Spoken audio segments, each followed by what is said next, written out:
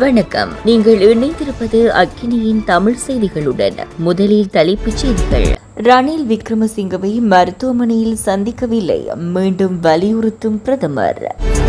ரணிலுக்கு உடனடி இதய அறுவை சத்திர சிகிச்சைக்கு மருத்துவர் பரிந்துரை.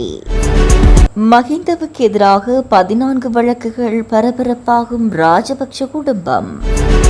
தேசபந்து தென்னக்கோனுக்கு பிணை. கோர விபத்தில் சிக்கிய 2 மாணவர்கள் பலி, 12 பேர் கவலைக்கிடமான நிலையில். தொடர்பென விரிவான செய்திகள். முன்னாள் ஜனாதிபதி ரணில் விக்ரமசிங்கவை மருத்துவமனையில் சந்தித்ததாக ஊடகங்கள் வெளியிட்ட செய்திகளை பிரதமர் ஹரணி அமரசூரிய ஆணித்தரமாக மறுத்துள்ளார்.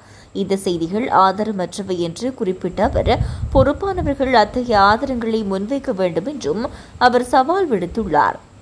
இந்த விவகாரம் குறித்து தனது அலுவலகம் ஏற்கனவே விளக்கம் அளித்துள்ளதாகவும் கூறியுள்ளார். இதுபோன்ற கூற்றுக்கள் நேரில் கண்ட சாட்சியங்கள் அல்லது புகைப்படங்கள் போன்ற நம்பகமான ஆதாரங்களுடன் நிரூபிக்கப்பட வேண்டும் என்றும், சரிபார்ப்பு இல்லாமல் செய்திகளை புனைவதை விமர்சித்ததாகவும் அவர் வலியுறுத்தியுள்ளார். பிரதமராக தமது நடவடிக்கைகள் அவதானிக்கப்படுகின்ற நிலையில் ரகசியமாக அத்தகைய வருகையை மேற்கொள்வது சாத்தியமில்லை என்றும் ஹரணி அமரசூரிய குறிப்பிட்டுள்ளார். முன்னாள் ஜனாதிபதி ரணில் விக்ரமசிங்கவை அவரது இருதய அறுவை சிகிச்சைக்காக பரிந்துரைப்பது பொருத்தமானது என்று கொழும்பு தேசிய மருத்துவமனையின் பிரதிபலிப்பாளர் வைத்திய ருக்ஜான் பெல்லன தெரிவித்துள்ளார். அறுவை சிகிச்சையை தேசிய வைத்தியசாலையில் செய்வதற்காக காத்திருப்பு பட்டியலில் இருக்க வேண்டும் என்றும், அவ்வாறு முடியாவிடின் தனியார் வைத்தியசாலைக்கு சென்று அதை செய்யும் வாய்ப்பு ரணில் விக்ரமசிங்கவுக்கு உள்ளதாகவும் அவர் கூறியுள்ளார். அவரது இதயத்தில் சில சிக்கல்கள் உள்ளன. விரைவில் அறுவை சிகிச்சைக்கு உட்படுத்தினால் நல்லது. பிணை வழங்கப்பட்டால் அறுவை சிகிச்சைக்காக அவர் விரும்பும் வைத்தியசாலைக்கு செல்லலாம். தேசிய வைத்தியசாலையில் காத்திருப்பு பட்டியல் சில நேரங்களில் சுமார் 3 ஆண்டுகள் ஆகும். எனவே அவர் தனது சொந்த செலவில் விரும்பும் வைத்தியசாலையில் அதை விரைவாக செய்ய முடியும் என குறிப்பிட்டுள்ளார். தனக்கு எதிராக 14 வழக்குகள் உள்ளதாக முன்னாள் ஜனாதிபதி மஹிந்த ராஜபக்ஷ தெரிவித்துள்ளார். எங்கள் மீது தவறு இருப்பதாக ஆதாரங்கள் இருந்தால் வழக்கு தாக்கல் செய்யுங்கள், அதனை சந்திக்க தயாராக இருக்கின்றோம் என அனுர அரசாங்கத்துக்கு மஹிந்த சவால் விடுத்துள்ளார்.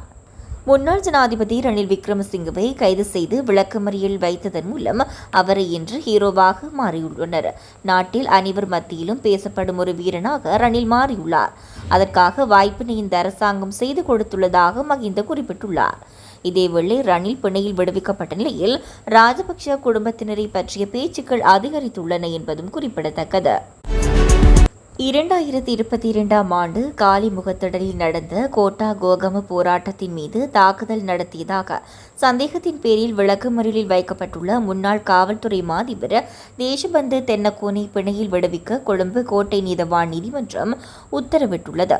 கடந்த 2022ஆம் ஆண்டு மே மாதம் 9ஆம் தேதி காலி முகத்திடல் போராட்டக்காரர்கள் மீது நடத்தப்பட்ட மிலேச்சத்தனமான தாக்குதல் தொடர்பில் அண்மையில் தேசபந்து தென்னக்கோன் கைது செய்யப்பட்டிருந்தார். முன்னதாக குறித்த சம்பவம் தொடர்பில் தாம் கைது செய்யப்பட்டிருப்பதை தவிர்க்கும் வகையில் முன்பிணை வழங்குமாறு அவர் நீதிமன்றத்திடம் கோரியிருந்தார். எனினும் அவரது முன்பிணை கோரிக்கை கோட்டை நீதவான் நிலப்புலி லங்காபுரவினால் நிராகரிக்கப்பட்ட நிலையில் அவர் கைது செய்யப்பட்டார். அதனைத் தொடர்ந்து கொழும்பு கோட்டை நீதவான் நிலப்புலி லங்காபுர சந்தேக நபரான தேசபந்து தென்னக்கோனுக்கு இன்று வரை விளக்கமறியலில் உத்தரவு பிறப்பிக்கப்பட்ட நிலையில் பிணை வழங்கப்பட்டுள்ளது. குருநாகல் குளியாப்பட்டியில் பாடசாலை மாணவர்களை ஏற்றிச் சென்ற வேன் மற்றும் டிப்பர் வாகனம் மோதிய விபத்தில் 3 உயிரிழந்துள்ளதுடன் பலர் காயமடைந்துள்ளனர். குளியாப்பட்டி நிலப்புல பாலத்துக்கு அருகில் இன்று காலை குறித்த விபத்து இடம்பெற்றுள்ளதாக தெரிவிக்கப்படுகிறது. இந்த விபத்தில் 2 பாடசாலை மாணவர்கள் மற்றும் குறித்த வேனின் சாரதி உட்பட 3 பேர் உயிரிழந்துள்ளதாக காவல்துறையினர் தெரிவித்துள்ளனர்.